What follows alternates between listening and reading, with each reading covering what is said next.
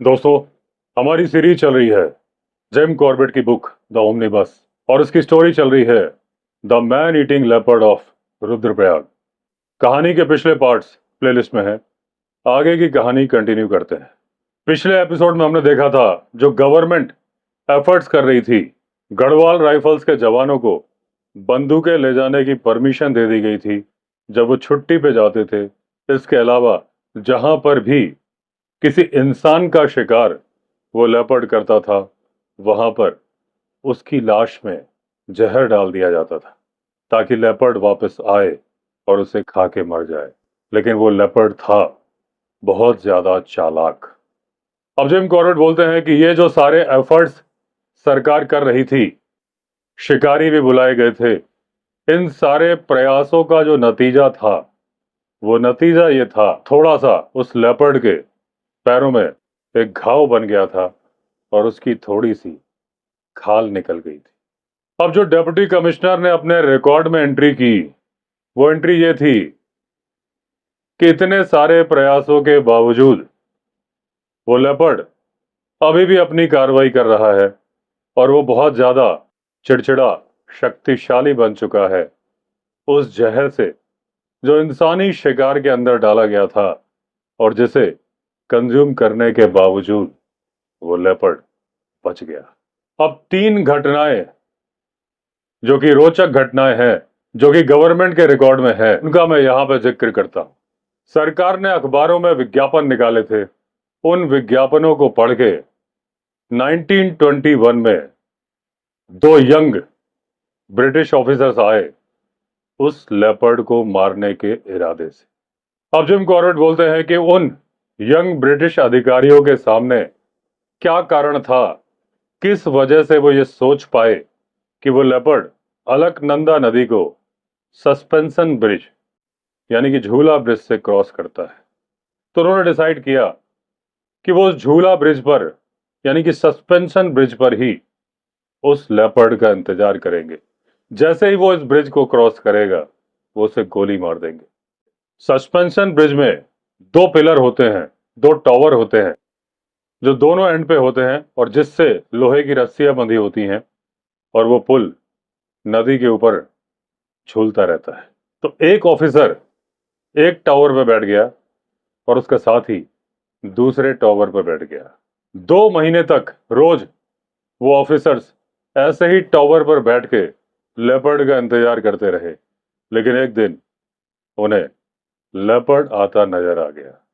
उस ऑफिसर ने इंतजार किया कि लेपर्ड नीचे आ जाए और जैसे ही वो लेपर्ड उस टावर के नीचे आया, उसने गोली चला दी और जैसे ही गोली चलाई, लेपर्ड छलांग मार के भागा और उस ऑफिसर का साथी जो कि दूसरे टावर पर बैठा था, उसने अपने रिवॉल्वर की 6 की 6 गोलियां दाग दी उस लेपर्ड पर। अगले दिन जब सुबह देखा गया तो ब्रिज के नीचे काफी खून पड़ा हुआ था और खून के जाने की दिशा से यह मालूम चल रहा था कि लेपर्ड गया किस तरफ है।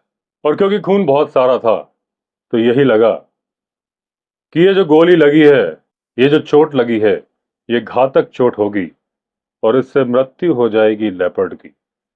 तो अब बारी थी सर्च ऑपरेशन की। लेकिन कई दिन तक ढूंढने के बावजूद वो लेपर्ड किसी को मिला नहीं।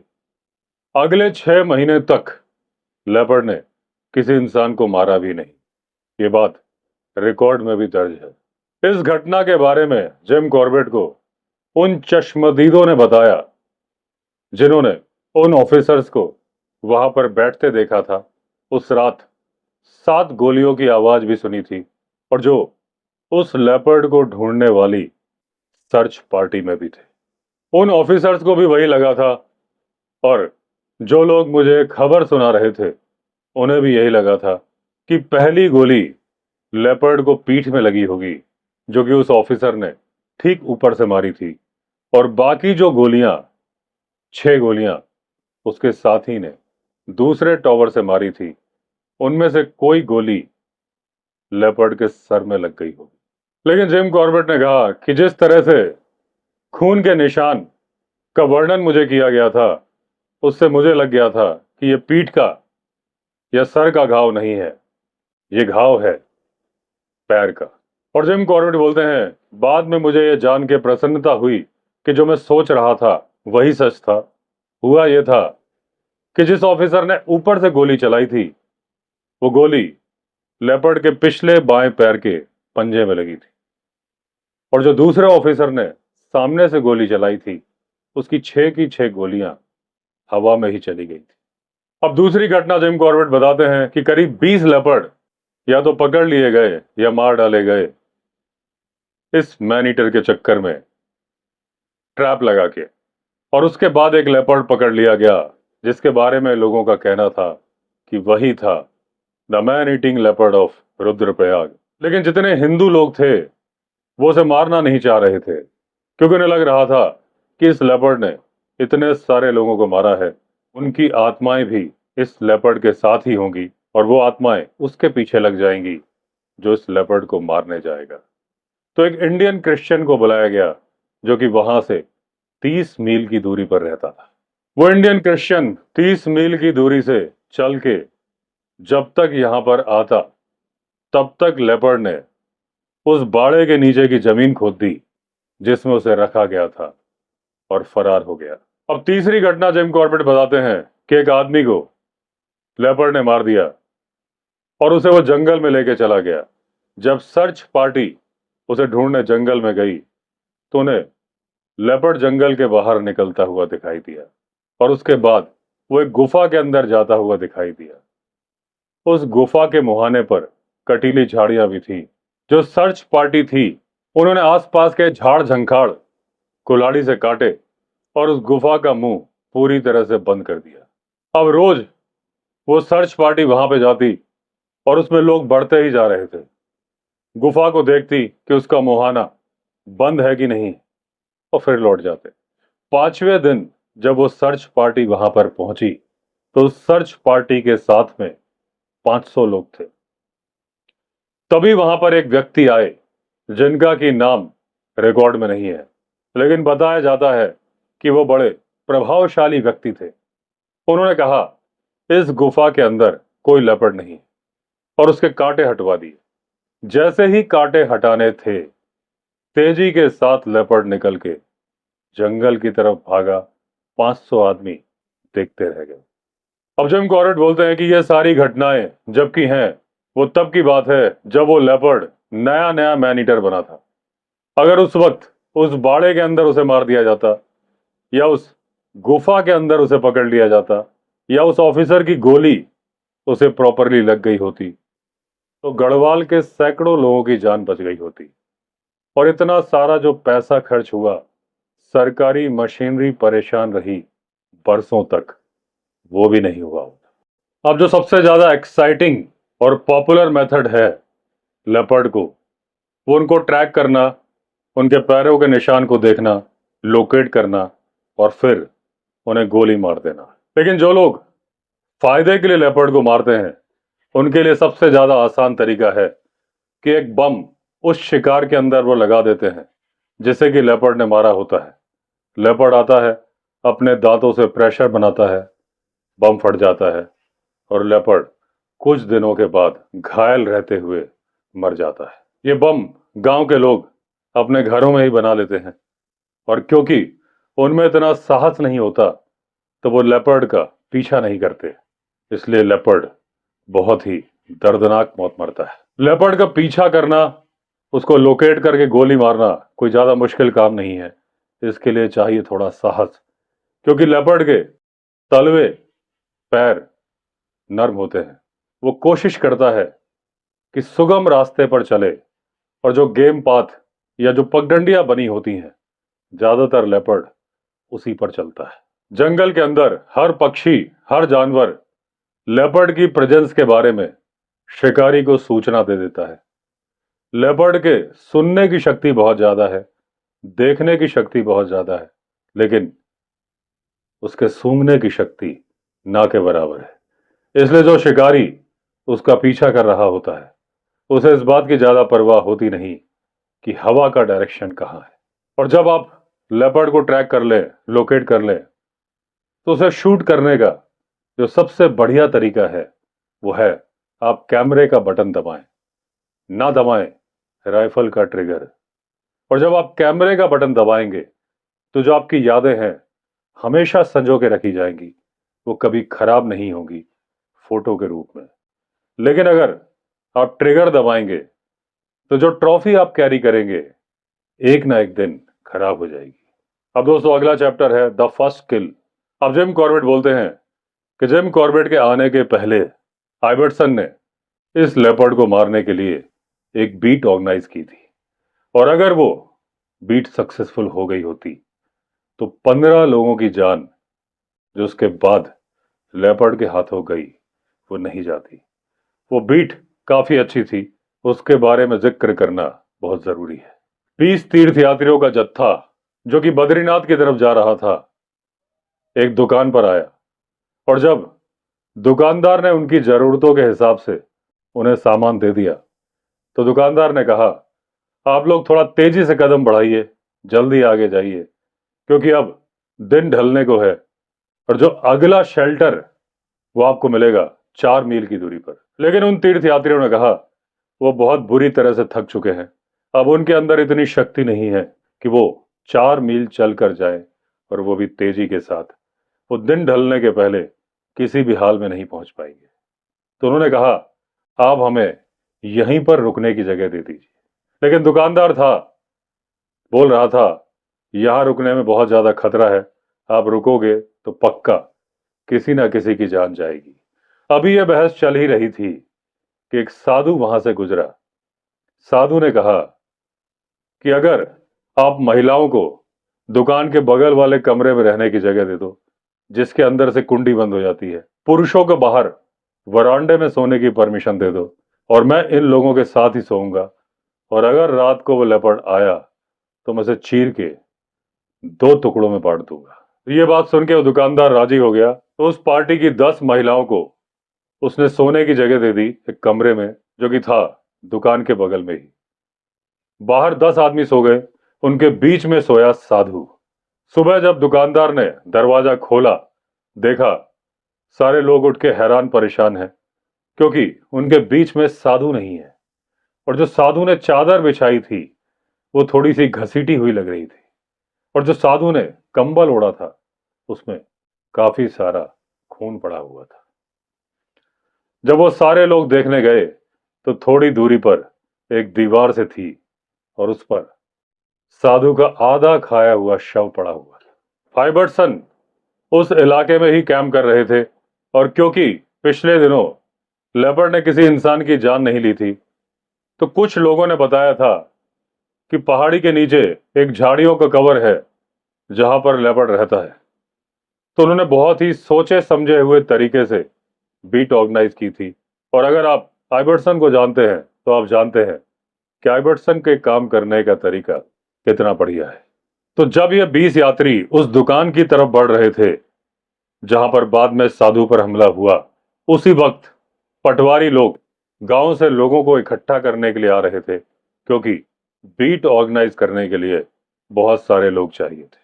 सुबह सुबह आइबर्सन ने नाश्ता किया अपनी वाइफ और अपने एक दोस्त के साथ, जिस दोस्त का नाम जिम कॉर्बेट को अभी याद नहीं है। सस्पेंशन ब्रिज को क्रॉस करके अलकनंदा की दूसरी तरफ उस पहाड़ी की तरफ गए जहां से बीट ऑर्गेनाइज होनी थी। अभी बीट चल ही रही थी कि एक रनर ने इस साधु की हत्या के बारे में खबर पहुंचाई आइबर्सन के पास। तो वो बीट, जिसका कि कोई मतलब नहीं था क्योंकि लेपर्ड वहां पर था ही नहीं, वो तो कहीं और वारदात कर चुका था, उसे कंप्लीट तो किया गया जल्दी जल्दी। और उसके बाद आइबर्सन ने एक मीटिंग बुलाई। अब वो सारे 200 बीटर्स भेजे गए उस दुकान की तरफ जहां पर लेपर्ड ने साधु को मारा था, और बाकी के आदमी भेजे गए और गांवों की तरफ और ज्यादा लोग इकट्ठा करने के लिए, क्योंकि एक बड़ी बीट ऑर्गेनाइज करनी थी। अब 2000 लोग आ चुके थे और उस इलाके को बीट किया गया जहां पर लेपर्ड ने साधु को मारा था। ये बीट बहुत ही अच्छे तरीके से ऑर्गेनाइज की गई। इसमें सफलता मिलनी ही मिलनी थी, नहीं मिली क्योंकि लेपर्ड उस इलाके में था नहीं। क्योंकि जब एक लेपर्ड या टाइगर अपने शिकार को खुले में ही छोड़ देता है, यह साफ इशारा होता है कि अब उस टाइगर या लेपर्ड का उस शिकार में कोई इंटरेस्ट नहीं है। या कोई दिलचस्पी नहीं। उसे जितना खाना था वो उसे खा चुका। उसके बाद वो लेपर्ड या टाइगर, जो भी आदमखोर है, उस शिकार से 2-3 मील की दूरी तक चला जाता है, कई बार 10 मील दूर भी चला जाता है। तो इस बात की पूरी संभावना है कि जब ये 2000 लोगों के साथ बीट ऑर्गेनाइज हो रही थी, वो आदमखोर लेपर्ड 10 मील दूर बैठा आराम कर रहा। अगला चैप्टर है दोस्तों, इन्वेस्टिगेशन। अब जिम कॉर्बेट बोलते हैं कि अपनी डे टू डे एक्टिविटीज के बारे में ब्यौरा देना नहीं चाहूंगा जब मैं वहां 10 हफ्ते रहा, क्योंकि इतना सब कुछ लिखने में बहुत टाइम जाएगा और पढ़ने में भी आपके लिए बोरिंग हो जाएगा। मैं केवल आपसे शेयर करना चाहूंगा कुछ घटनाएं, कुछ एक्सपीरियंसेस मेरे साथ तब हुए जब मेरे साथ थे आइवर्टसन, और कुछ हुए जब मैं था अकेला। लेकिन उसके पहले मैं थोड़ा सा उस इलाके का वर्णन करना चाहूंगा जिस इलाके में वो आदमखोर अपनी कार्रवाई कर रहा था।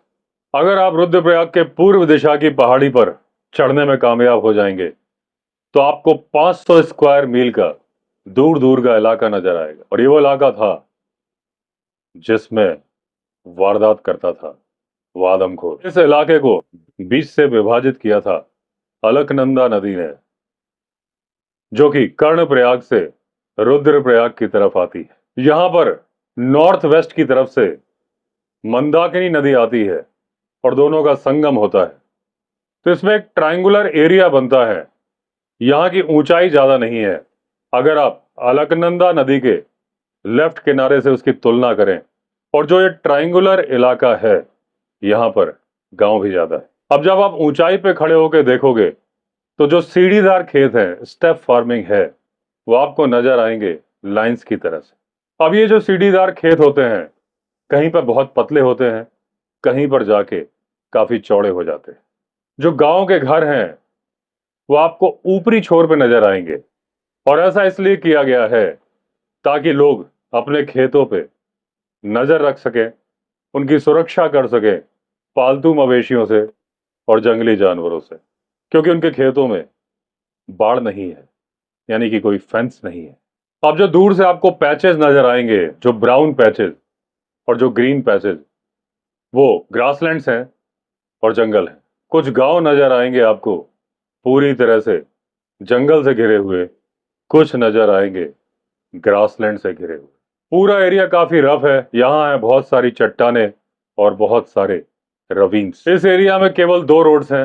एक रोड जाती है रुद्रप्रयाग से केदारनाथ की तरफ, और एक रोड जाती है रुद्रप्रयाग से बद्रीनाथ की तरफ।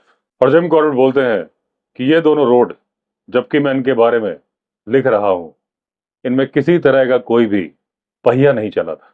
और 1918 से लेके 1926 के बीच में जितने लोगों को लेपर्ड ने मारा था, उनके नाम और उनके गांव का नाम जिम कॉर्बेट ने लिखा है बुक में। अब आप अंदाजा लगा ही सकते हैं कि ज्यादा लोग उन गांवों में मारे गए जो गांव घिरे हुए थे जंगलों से, अगर आप तुलना करें उन गांवों से जो कि घिरे हुए थे खेतों से। लेकिन अगर ये केस टाइगर के लिए बोला जाए तो सटीक होता, क्योंकि जंगल के पास वो ज्यादा वारदात करता, क्योंकि वो दिन में भी कार्रवाई करता है। लेकिन ये जो मैन ईटर था, ये लेपर्ड था, और ये रात में ही कार्रवाई करता है। और रात में ये बात मैटर नहीं करती कि वहां पर कवर है कि नहीं है। तो ऐसा इसलिए हुआ कि जिन इलाकों में वारदात ज्यादा हुई, वहां के लोग कम सतर्क थे, थोड़ा लापरवाही बरत रहे थे, और जहां पर वारदात कम हुई, वहां के लोग सतर्क ज्यादा थे। मैंने आपको पहले ही बता दिया है कि ये जो मैन ईटिंग लेपर्ड था रुद्रप्रयाग का, ये कुछ ज्यादा ही बड़े साइज का लेपर्ड था। अपने जवानी के दिनों को पार कर चुका था, लेकिन इसके बावजूद ये बहुत ताकतवर था।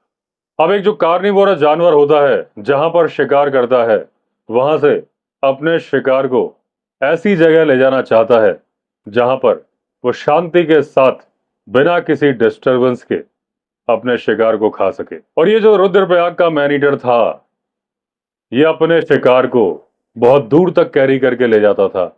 एक बार तो ले गया था 4 मील की दूरी तक। एक बार मुझे बताया गया कि एक शक्तिशाली इंसान जिसकी कद काठी अच्छी थी, उसके घर के अंदर ही लेपर्ड ने उसे मारा और एक खड़ी चढ़ाई चढ़ते हुए 2 मील ऊपर ले गया। बात यहीं खत्म नहीं हुई, पहाड़ी उतर के 2 मील फिर नीचे ले गया, जहां पर था झाड़ियों का जंगल। ऐसा लेपर्ड ने क्यों किया, ये बात समझ के बाहर है, क्योंकि उसने अपने शिकार को रात के शुरुआत में ही मार दिया था। पूरी रात उसके पास पड़ी थी। जो भी उसे ढूंढने आता सुबह 10-11 बजे तक आता, और ये बात लेपर्ड को अच्छे से मालूम थी।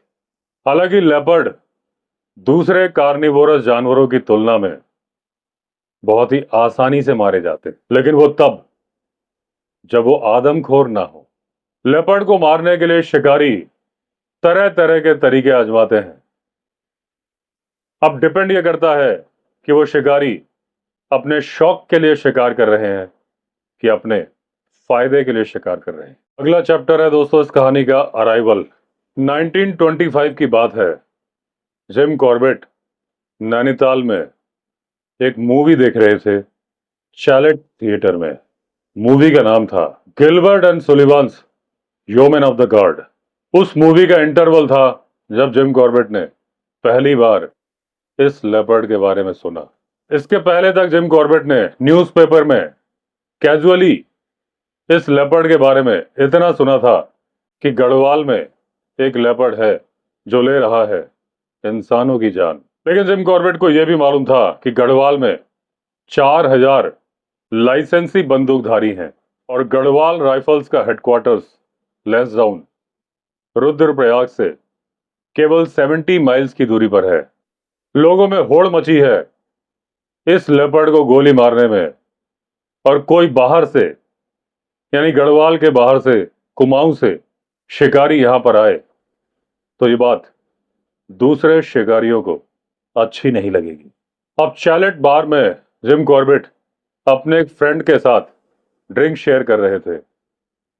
तब माइकल कीन, जो कि यूनाइटेड प्रोविंस के गवर्नर के सलाहकार थे, जो कि चीफ सेक्रेटरी थे यूनाइटेड प्रोविंस की गवर्नमेंट के, बाद में आसाम के गवर्नर भी रहे, वो कुछ लोगों से बोल रहे थे कि आप लोगों को जाना चाहिए इस लेपर्ड को गोली मारने के लिए। लेकिन वो लोग जिनसे माइकल कीन ये सारी बात कर रहे थे, वो इंटरेस्टेड थे नहीं जाके इस लेपर्ड को गोली मारने के लिए, और किसी ने तो कमेंट भी मार दिया था कि उस लेपर्ड को गोली मारने जाए अपनी जिंदगी खतरे में डाल के। अगले दिन जिम कॉर्बेट माइकल कीन से मिलने गए और वो जरूरी जानकारी इकट्ठा की जिसकी की जिम कॉर्बेट को जरूरत थी।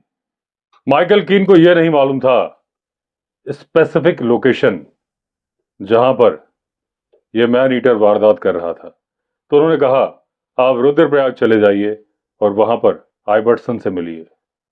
जैसे ही जिम कॉर्बेट घर आए, देखा उनकी टेबल पर एक लेटर रखा हुआ था और जिसे भेजा था आइबर्टसन ने। आइबर्टसन, जिसका कि पूरा नाम है सर विलियम आइबर्टसन, जो कि पहले यूनाइटेड प्रोविंस के गवर्नर के सलाहकार थे। अभी अभी उनकी पोस्टिंग हुई थी गढ़वाल के डेप्यूटी कमिश्नर के रूप में। और जैसे ही आइबर्टसन ने चार्ज लिया था, आइबर्टसन का पहला फैसला था कि इस मैन ईटर से छुटकारा पाया जाए, और उस छुटकारा पाने की प्रोसेस में ही ये लेटर मुझे भेजा गया था। मेरी तैयारियां बहुत जल्दी पूरी कर ली गई और मैं जिस रास्ते से होके गया वो रास्ता था रानीखेत, आदि बद्री और फिर कर्णप्रयाग। 10वें दिन जिम कॉर्बेट पहुंचे रोड इंस्पेक्शन बंगलों में नागरासू में। अब जब जिम कॉर्बेट नैनीताल से चल रहे थे तो उन्हें मालूम नहीं था कि नागरासू के इंस्पेक्शन बंगलों में रुकने के लिए पहले से परमिट लेना होता है, और जो वहां का केयर टेकर था उसे सख्त हिदायत थी कि किसी को भी रुकने ना दिया जाए जिसके पास परमिट ना हो। तो जिम कॉर्बेट आगे बढ़ चले 2 मील अपने 6 गढ़वाली और अपने बाकी साथियों के साथ, अपनी कैंपिंग किट के साथ। यहां पर उन्हें एक सूटेबल प्लेस नजर आया जहां पर वो रुक सकते थे रात को। जिम कॉर्बेट के जो आदमी थे वो बिजी हो गए पानी लाने में, पत्थर इकट्ठा करने में, लकड़ियां इकट्ठा करने में, खाना बनाने के लिए। जिम कॉर्बेट ने कुल्हाड़ी उठाई, चल पड़े कुछ कटीली झाड़ियां काटने के लिए। उनका इरादा था कि जो वो कैंप लगाएंगे उसके चारों तरफ कटीली झाड़ियां लगा दें, क्योंकि मामला था मैनीटर का। जिम कॉर्बेट को पहले ही यह सूचना दी जा चुकी थी कि जिस इलाके में आप चल रहे हैं ये आदमखोर का ही इलाका है। जैसे ही आग जलाई गई खाना बनाने के लिए, ऊपर से बड़ी ही परेशान आवाज आई। कोई चिल्ला के बोल रहा था कि आप लोग वहां पर कर क्या रहे हो, और अगर आप लोग वहीं पर रहे तो आप में से एक आदमी रात को जिंदा नहीं बचेगा, क्योंकि इलाका है आदमखोर का और ऐसे खुले में रहना मौत को आमंत्रण देना है। अब जब उस भले मानस ने हमें चेतावनी दे दी थी, उसके बाद हमने सोचा कि यहां पर रुका जाए कि ना जाए। उसके बाद माधो सिंह, जिसके बारे में आपने सुना है चौगर टाइगर्स में, उसने कहा, साहब हम लोग यहीं पर रुकते हैं, हमारे पास पर्याप्त तेल है, रात भर लालटेन जलती रहेगी, और साहब आपके पास राइफल भी है। ये बात तो सही थी कि मेरे पास राइफल थी, ये बात भी सही थी कि लालटेन में तेल भी पर्याप्त था, क्योंकि जब मैं सुबह सो के उठा तो लालटेन अभी भी जल रही थी। लेकिन जब मैंने वो एनक्लोजर चेक किया, कटीली झाड़ियां जो कैंप के चारों तरफ मैंने लगाई थी, वो बहुत ही हल्के तरीके से लगी थी, और अगर रात को लेपर्ड वहां पर आया होता तो हम में से एक की जान जानी निश्चित थी। राइफल मेरे बेड के किनारे थी, लेकिन यह भी था हम 10 घंटे चल के आए थे, सारे के सारे थके हुए थे। लेकिन हमारी किस्मत अच्छी थी कि वो आदमखोर आया नहीं। उसके बाद हमने अपनी यात्रा कंटिन्यू की, पहुंच गए रुद्रप्रयाग। हमारा स्वागत करने के लिए आइबर्टसन के भेजे हुए आदमी इंतजार कर रहे थे। अब अगला चैप्टर है दोस्तों, लोकेटिंग द लेपर्ड। अब जिम कॉर्बेट बोलते हैं कि आदमखोर लेपर्ड कम ही होते हैं, इसलिए उनके बारे में बहुत ज्यादा जानकारी होती नहीं। अब जिम कॉर्बेट बोलते हैं कि मेरा खुद का एक्सपीरियंस आदमखोर लेपर्ड के बारे में ना के बराबर था। एक बार मेरा सामना हुआ था, और जो मेरी जानकारी थी वो यही थी कि जब ये अपनी डाइट चेंज करते हैं जानवर से इंसान की तरफ, तो कुछ कुछ इनके लक्षण भी टाइगर की तरह से ही होते हैं। इनमें और ज्यादा क्या चेंजेस आते हैं ये जिम कॉर्बेट को मालूम नहीं था। तो जिम कॉर्बेट ने डिसाइड किया कि वो इस लेपर्ड को मारने के लिए वही तरीके आजमाएंगे जो कि एक तेंदुए को मारने के लिए किए जाते हैं, ना कि आदमखोर को मारने के लिए। और तेंदुए को मारने का साधारण और सरल उपाय है कि या तो उसके शिकार के पास मचान बनाकर बैठा जाए, या फिर एक लाइव बेट बांधी जाए ताकि तेंदुआ वहां पर आके उसे मारे और फिर मचान बनाया जाए। अब जिम कॉर्बेट जब रुद्रप्रयाग आए थे तो ये इरादा लेके आए थे कि इसे जल्दी से जल्दी मारा जाए। वो नहीं चाहते थे कि किसी और इंसान की जान जाए, इसलिए उस आदमखोर के अगले शिकार का इंतजार करना, फिर उस पर बैठना, यह बेकार था। तो जिम कॉर्बेट ने डिसाइड किया कि वो बांधेंगे लाइव बेट, यानी कि बकरी। अब यहां पर जो दिक्कत आ रही थी, जिम कॉर्बेट को जो मैप दिया गया था जहां पर यह लेपर्ड वारदात कर रहा था, बहुत बड़ा इलाका था, 500 स्क्वायर माइल्स का इलाका था। अब 500 माइल्स में वारदात करने वाला जानवर, जहां पर पहाड़ियां भी है, नदी भी है, रवीन्स भी हैं, और जो जानवर सिर्फ रात में वारदात करता है, उसे ढूंढ लेना मुश्किल ही नहीं, नामुमकिन था। लेकिन जब जिम कॉर्बेट ने इस बात पर गौर किया कि इस इलाके को अलकनंदा नदी डिवाइड करती है दो हिस्सों में, यह माना जाता था कि अलकनंदा नदी उस आदमखोर तेंदुए के लिए कोई रुकावट नहीं है। जब उसे एक तरफ इंसानी शिकार मिलता नहीं है तो वो तैर के दूसरी तरफ चला जाता है, दूसरी तरफ वारदात करता है। जिम कॉर्बेट ने सोचा कि अलकनंदा नदी का बहाव बहुत तेज है, पानी भी बर्फ की तरह ठंडा है, तो लेपर्ड उस पानी को तैर के नदी को क्रॉस करेगा नहीं। वो जब भी नदी को क्रॉस करेगा उस सस्पेंशन ब्रिज से करेगा, वो झूला ब्रिज जो कि बना हुआ है अलकनंदा नदी पर। यानी कि जिम कॉर्बेट ने भी वही सोचा जो सोचा था उन अंग्रेज अफसरों ने जो बैठे थे 2 महीनों तक उस पुल के टावर पर। उस इलाके में 2 सस्पेंशन ब्रिज थे, एक तो था रुद्रप्रयाग में और दूसरा था 12 मील की दूरी पर।